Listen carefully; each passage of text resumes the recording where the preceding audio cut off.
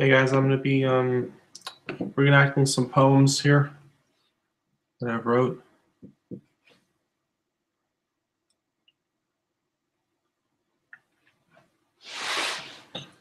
This one's called Work. To work in a moor, for every senility has its time. It all has its flaws, regulations, limitations, and defamation of artwork. But using gumption and wisdom to work is whatsoever I desire to see. It's art and the best of what's within thyself into your already made craft can amount to your work becoming more than you can comprehend. Yet approbation may also have your due, your craft full time for self. This is a quote that I wrote. Only childlike faith through love will bring out your gifting.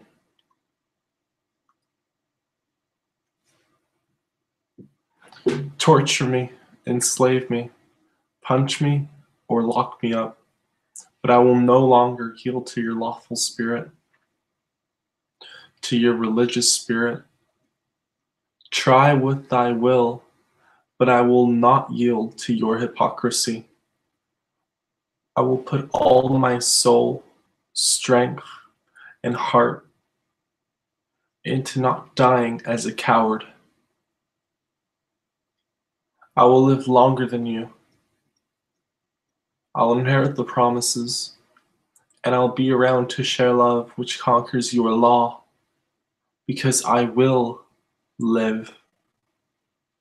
Yet if you murder me, I will not die. In something love casts out, that which is fear. So above all else, if I die in love, I only truly win and attain victory, and never really died, but rose again to a higher realm of life. Okay, so that one was based off of a religious spirit that I've encountered. Something that I spent maybe 3 years trying to overcome. It was a spirit that really, some lawful spirit that really got a hold of my thinking, and I found that the only way to break it was really through the love of Christ.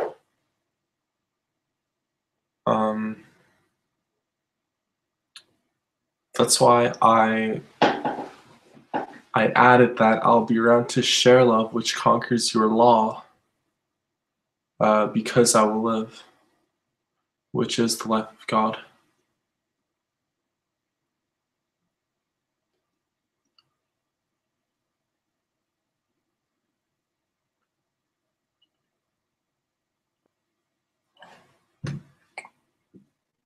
I have another one here. This is about the human ego. My ego is the defect. God, you love us, but hate our ego. For God doesn't hate us, but hates our sect. Ego, you're so limitless. My love for you is a fountain, warm, fuzzy redness. You don't hate it when we fail. You just want us to love you and ecstatic bliss, to come away from this shattering of glass in my innermost, the belly, which is the innermost. I jump from his domain towards your garden.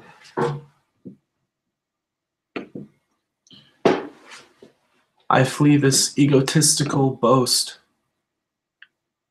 Lord, you're so colorful, so exuberant. As the yellow shine lilies, and soft as the ruby redness of roses. Of roses. But so sweet like French pastries, which is what I love the most about you. To gaze in your puppy-like eyes, I find myself emancipated from you, O bitter ego, yet infatuated by you, my sweet Lord. Yeah, that one was about the human ego. You see, I just love writing these things and putting them into into wording, something that I can speak and share, not just something for you to read, but something you can actually speak aloud.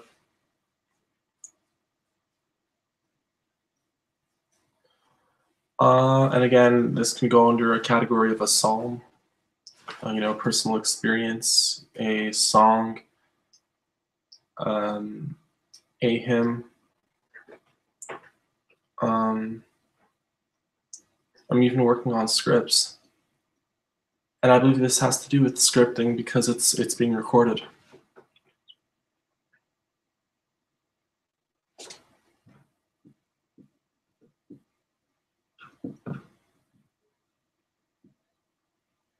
Though I dance, I'm not a dancer. Though I sing and become a song, I may not be a singer. Though I reenact, I may be an actor. Though I write, I may be a writer. To believe for your love, to believe under the flower tree as I fell into slumber, I came to awake you. I came to awake to your love, my dear. I saw you as I walked down love's avenue. You approached me and we spoke. And we made each other believe the childlike love once again. And without our intentions, we put each other above ourselves and released each other's giftings. We're not so different. And I thank you for using your elegance and working to help my soul acknowledge that once again. Think of that. And we're not so different. And I thank you for using your elegance and wording to help my soul acknowledge that once again. To unlock our inner gifting. To make us understand that. This is a psalm I wrote. Show me what it's like to have your love for them. With love for them, I can soak into your grace. That way, then, your love for them will not make me want to sleep with, but to emerge into a spiritual marriage within your love. Your love medication, for it can aid our heart's wounds. Yet with love, we can jump deeper. You love spiritual concepts, you love Vedas, yet with love of its spiritual principles, love brings us deeper. If it's not love, I don't want it. If you're not in love with Jesus, I don't want you. If your spiritual wisdom is deep without love, I don't want you. I don't care if it's filled with life, light, and grace. Without love, I'll still be striving. Without love, I'll still be getting sick. Without love, I have no strength to go on within my own ego. Without you, love, that hung on a cross, love that writes, love that keeps patient, I can't survive. Just as much as a baby without a mother's tender care will be burnt out and slip away, so will I in due time. That was based on us not being able to live without his love, and I compared it to a baby without a mother's tender care, on how he would be burn out and slip away, and I basically wrote that so would I, if I don't have his love.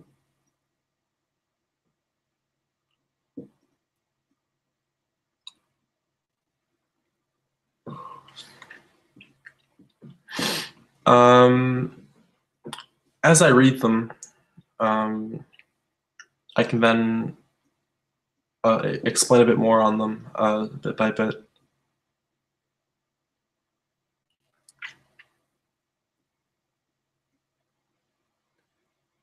Because I don't think I even remembered what I wrote until after. How I loved you so, yet I found something dear to me, some revelation profound. How that first line is the expression of lies itself. For I was infatuated by my basis being a feeling. Though I now know you're not my responsibility to change you into an awakened spirit. My responsibility is to become love, and those who choose to follow may.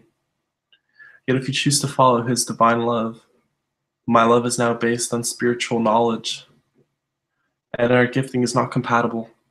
For I saw your spirit, and I now know we can't be because it was infatuation, not knowledge-based. That one was on a lady that I knew, basically with a relationship, on how it has to be based on spiritual knowledge, Christ's love, and it can't just be based on infatuation. Not even infatuation on the person. I'm not just talking about, I'm not just talking sexual, but even on the person themselves. You still got to keep the spiritual knowledge, their spiritual knowledge elevated above the person. You got to look at the Christ in them before you see the person. You got to look at Christ, then the person, Christ in them, then the person, and then comes feeling, and then you make your choice on marriage.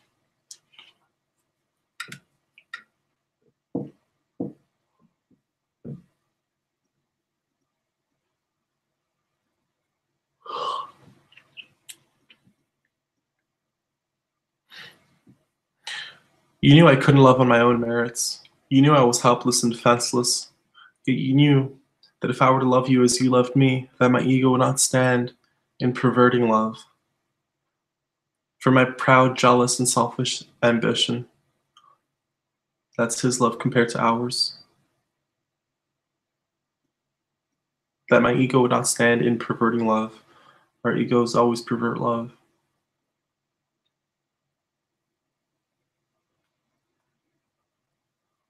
Let's focus on us loving him because he first loved us. For if we just love based off of self-will alone, it can't be done.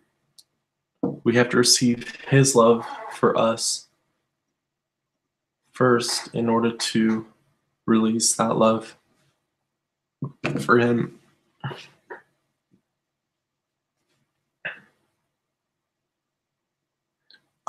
This was an emotional attachment, a soulish attachment that I had towards someone, and based off of selfish ambition, um, wanting them for my selfish need. This is kind of an apology letter that I wrote. Sorry for the pain I've caused you. Sorry for the hate I gave you, because that's what ends up happening, and that when you're selfish into hating the very thing you coveted.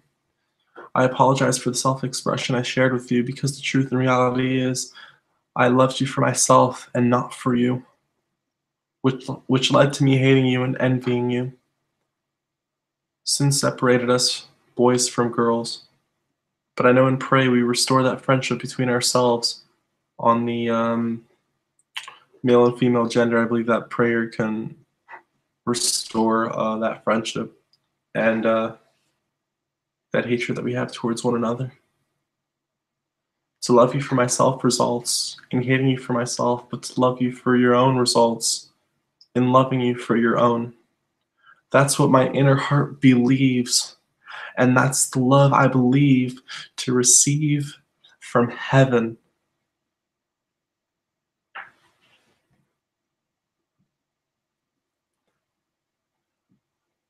This is on women.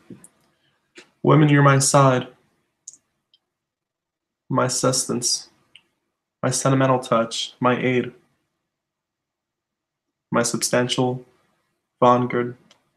Without you, woman, I wouldn't be able to feel that elopement of my being. For in your splendor, adulation, you show me who I am. For I myself beckon you with fondness, which is the recipe of your essence, and why you were put on our bountiful earth.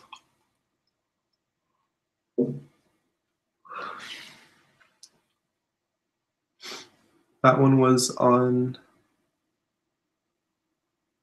women and the connection they can have within a man. I have a lot of other ones. I don't want to put them all, I don't want to cram them all in this one video, but on the next video, I'll take some more time in putting in more of a